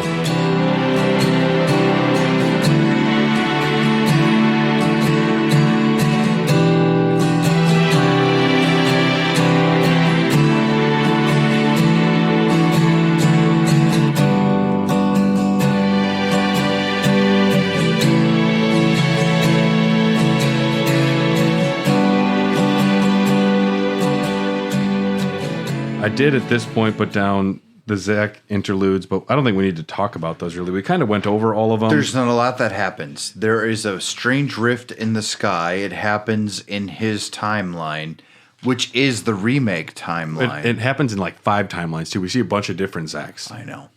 And how different timelines form. When you make this decision, that one disappears. Rainbow colors. Rainbows. Yes. Fuck off. It's just so ludicrous. It's not okay. Yes. Well, you're like, yeah. Well, I'm with you, man. There's nothing okay with this. I don't hate the idea. I hate the execution so much. There could have been a cool way to explore these ideas, and to me, it kind of falls flat. All of the Zack gameplay, all of the Zack story just seems so unrelated and so boring and so wasting of my time in an already 100-hour game, which I'm enjoying, but it's just such a down point. I just have to wonder. There is something about the way, especially, that they told this story. So the Zack ending is the ending of Final Fantasy VII Remake, right? What do you mean with the Zack ending? Where Zack shows up and the Arbiters of Fate have destroyed basically everything. Well, that ending from the end of Remake is an alternate universe, which now the floodgates are open for all those universes to be different.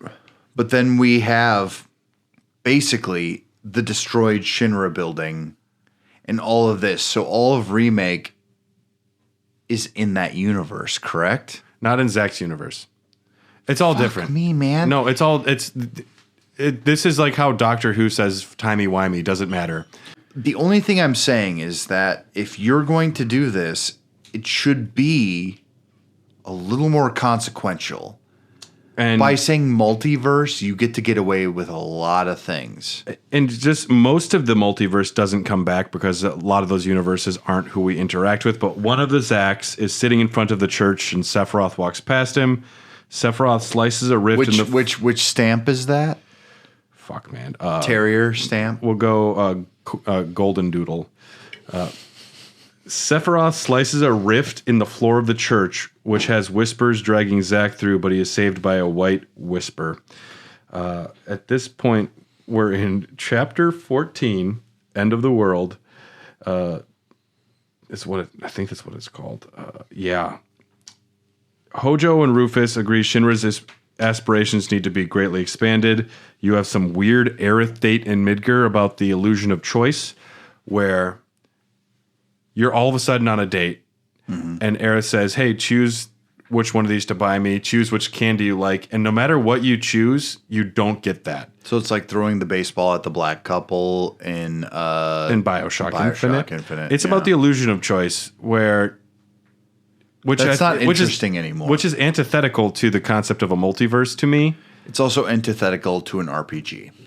Yeah, essentially, no matter what you choose, it doesn't matter. As Cloud falls, Sephiroth's... Oh man, my fucking brain is hurting. No worries. Cloud confronts Aerith, and she says, all right, what's actually happening? She gives you the white materia, a real powered white materia, because the one in the other world is gone. She pushes you into the portal just as Sephiroth approaches behind her. Sephiroth speaks with Cloud as he's falling about how the planet contains a multitude of worlds with countless branching paths and timelines emerging as the boundaries of fate are breached. This made me angry. He explains that the worlds will wither and die regardless of how much they resist, that this is a homecoming, not death. You're in a forest at this point. You are in the village of the ancients. Sephiroth opens a rift in the sky. The life stream pours through and merges the worlds together. In the beginning of the reunion, Whispers try to prevent Cloud's approach, but the party narrows a gap for Cloud to go through. And it even says, hey, this is the final rest. Enjoy your bench. You eventually reach Aerith as she is praying. Holding R2 and L2 is prompted to close the distance. The Whispers swirl around Cloud's sword and raise it in the air against his will. Aerith opens her eyes at the end of the prayer. Sephiroth plunges down from above when his sword is ready to strike. Cloud manages to strike and stop the sword just before it hits Aerith, sending out waves of multicolored light. Which means it created another world. Another world. With the deflection... I know what it means. Symbolism, weird. With the deflection, the party is able to rush inside. Screen glitches. Sephiroth pulls out his sword. Some of the flashes have blood on the sword. Some of the flashes don't. Great. Sephiroth comments on the merging of different realities. Fucking boss time.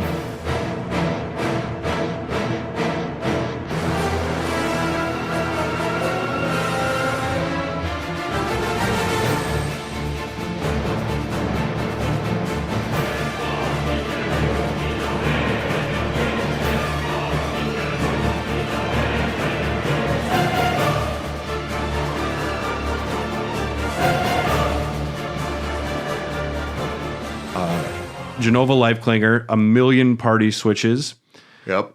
Zack runs around a white space. He touches Cloud, and you are teleported to a strange realm and confronted by Sephiroth. This was incredibly dumb to me. In this boss fight with Sephiroth, they actually give you a tutorial of how to play as Zack. It's not okay. I do not want a tutorial in the final boss battle. Nope. That was not acceptable. It's bad news. And then Sephiroth Reborn, after all of these fights, Sephiroth Reborn... if you assess this, it says, a resurrected being who now wields unimaginable might and commands the arbiters of fate. He seeks to pierce through the layers of existence and reunite fragmented space-time. He shall rule over the planet and create eternity. Ugh. Sounds like Kingdom Hearts. Sounds Sounds like Tetsuya Nomura needs to have an editor. Yep, someone needs to talk to this guy.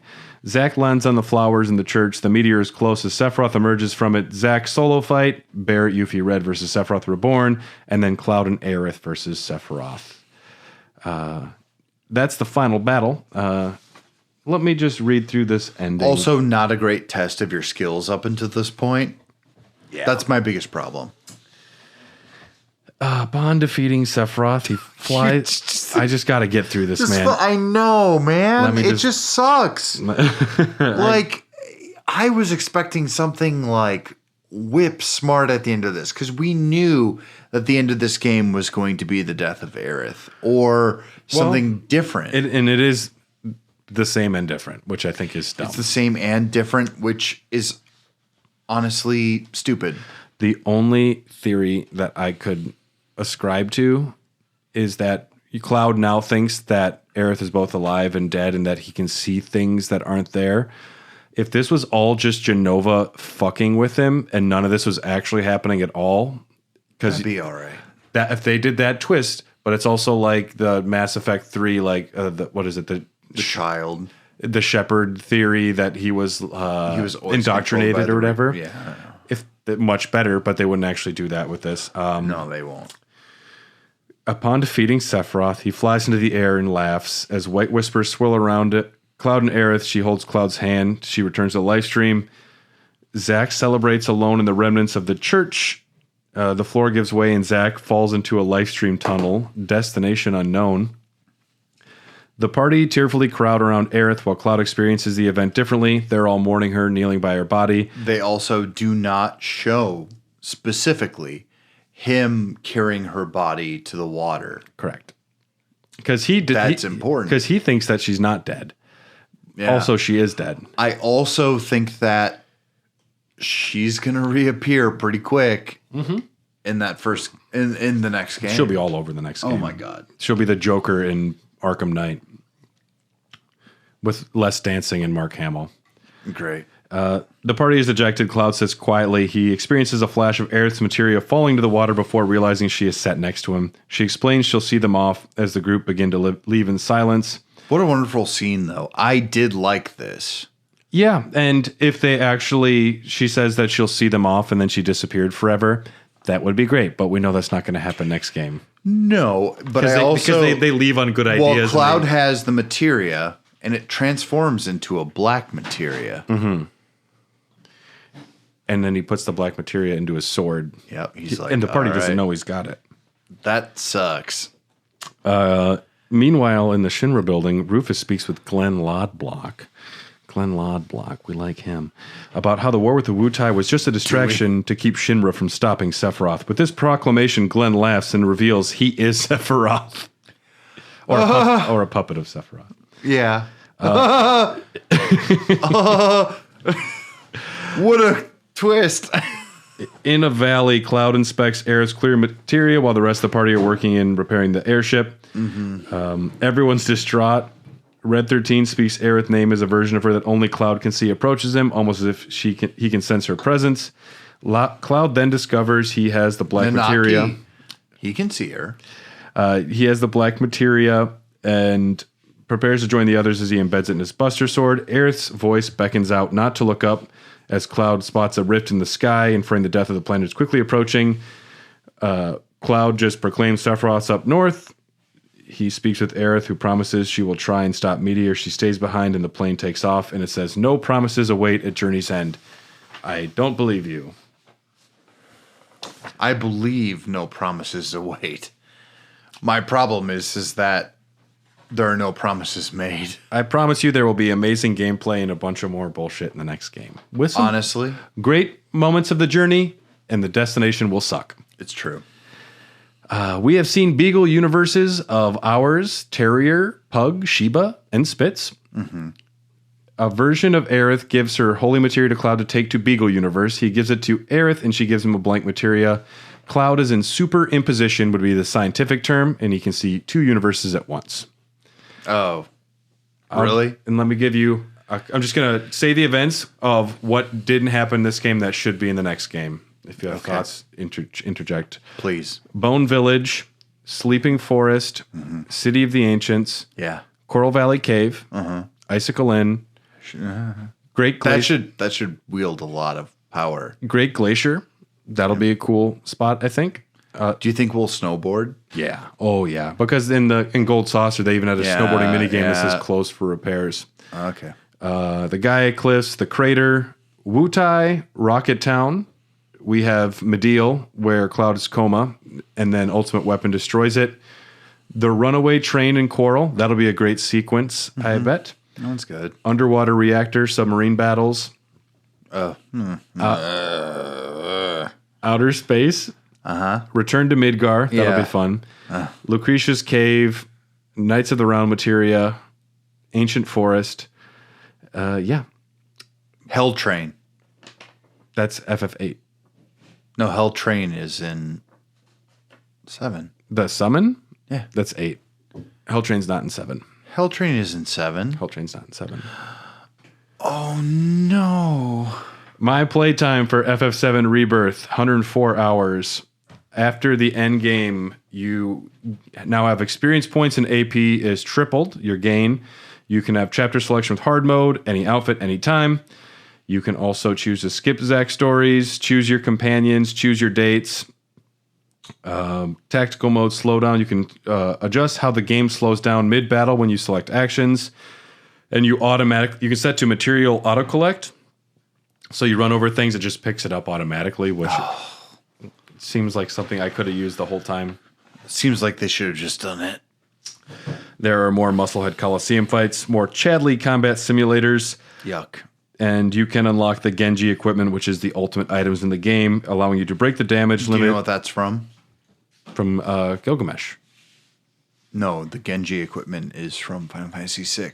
Yeah, it's the ultimate. Whatever. And if you want to collect everything at Johnny's Seaside Inn, there are 88 collectibles, and there's a hard mode. I would never. I'm so proud of us. We did it, Dylan. I just wonder.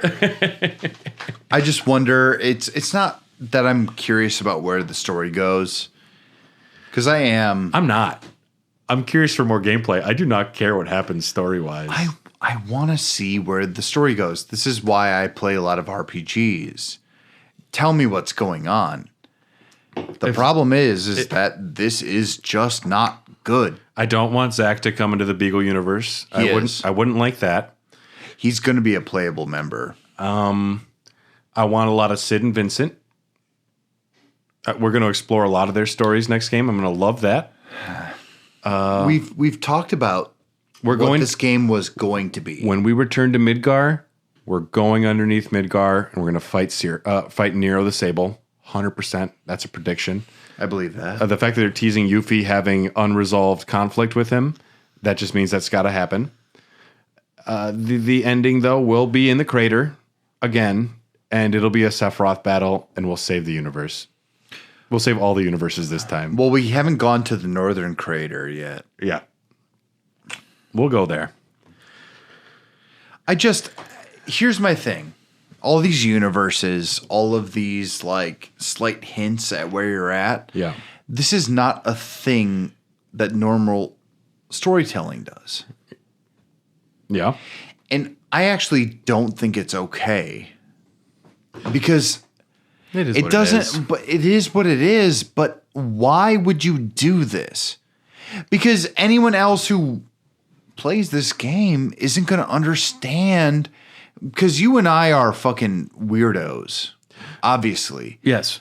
But you're saying the average gamer will have zero appreciation or understanding. Well, it's not even just understanding. It's literally just basic plot structure. It's basic storytelling. And, if I'm going to play or watch a movie and I'm watching Lord of the Rings, I expect it to have me thinking, have a lot of good action. Yeah. But it's not like I don't want to hurt my head to try and understand it. You shouldn't have to. Sauron bad. Sephiroth bad. I don't need a million multiverses and 10 Samwise Gamgees. I do, but unrelated. I thought that within this game, it was literally going to be Sephiroth in a desperate attack to become the master of that reality. Yeah. Because when you destroy fate in the first one, Yeah. you're a person or you're like a group on the edge of reality itself. Yeah. I thought that it could be something really fucking interesting. Make him scary. Make Sephiroth plague the party. Make him destroy. Sephiroth never scared me. How about this? You're so excited to get to the Gold Saucer, Yeah. and when you arrive, Gold Saucer's already on fire and destroyed. Sephiroth fucked it up before you could enjoy it. Yeah. Any of that. Anything to just heighten up Sephiroth. And the fact that it's a new universe means it's allowed. The whole point of this was to make something new. They keep, even in the ads, it was talking about welcome to like a new journey or something like that. Yeah. A tale untold. Yeah. I'm sorry, I've played this tale in a different way. Yeah, we know how we feel. The ending doesn't work for us. The story choices largely don't work for us. I think, though, the characters completely work most of the time. Yes, I actually agree with that. The beat by beat moments I think are fantastic, and I the gameplay is probably my favorite action RPG I've ever played. You're right. And frankly, like I was playing the game sometimes and story moments would happen and I would turn to my wife and I would say, "Oh, my friends are all here." Like not even as a joke. Yeah, I would say my friends are all here. we're all in the Bronco together now. I'm like, "We're all here. Like look at us go." Yeah. And she'd be like, "Well, what do you mean?" And I'm like, "When I was younger, like I had friends, obviously, but like these were also characters I was attached to. These are How friends that I long- haven't got to spend time with all as a group in a long time. Exactly. It's a reunion. And so it's not going to be called Reunion, by the way. Well, I know. We already talked What's it about going that. to be called? It can't be Reunion because they already used it for Crisis Core. I know. What's it going to be called? Advent Adults instead of Advent Children. Advent, Final Fantasy VII, Advent Calendar. Retake, Retelling. Retold. Retold. Retold's good. Retold is really good. Yeah. Would they do it? Sephiroth. RE, comma. 420 over Sephiroth. 69 Sephiroths. No, I'm in on that. If you know, at the end of the day, this is a good game. bring it home, and- Dylan. Bring it home. I think that its ambition is outpaced by itself. I think that this game works on so many levels that I would have hoped for remake. And I think that this game is functional, specific, and I think it's exceptional. I agree. Yeah. But I think that it's functional in a way that remake was not. For me, Yeah. that's not me saying that you were ever wrong, but by implementing the things that the fans were talking about, Yeah. I think they fucking nailed it.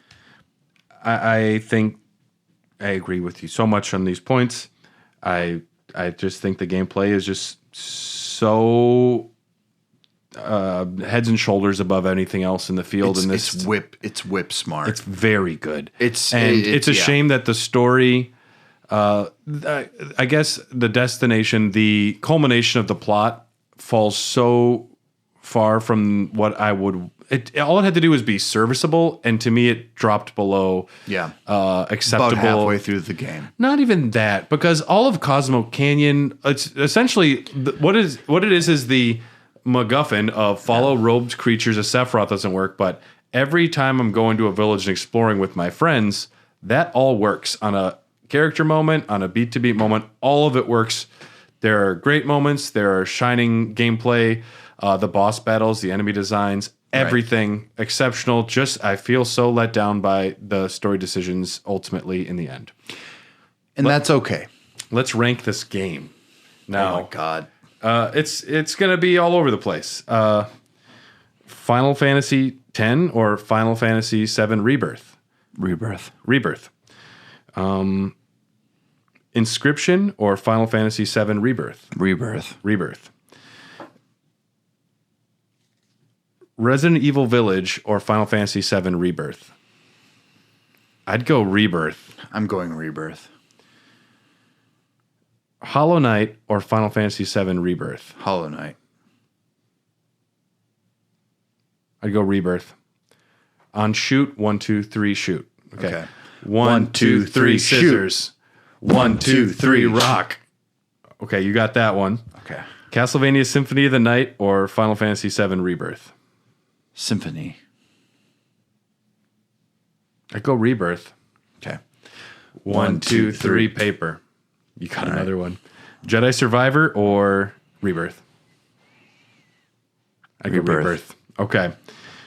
And that puts Rebirth at number 11 on our list. Whoa. It did better than I thought it would. I thought you'd have more negativity on the ranking. So that's in terms of what the game is, there's no question. it excels. And it's so generous with its amount of content. The reality is that there's like fighting combos hidden within that, and that the depth is just more interesting than a lot of other games I've played. Yeah. Because you can cancel things, you can move around, you can do a bunch of shit that actually makes... The scope of the materia. I know. In this one, it is better than Remake. So thank you so much for listening to this episode. If you wanted to write a review on your podcast app, that helps us out a lot. Oh boy. If you wanted to leave a like, that's great too.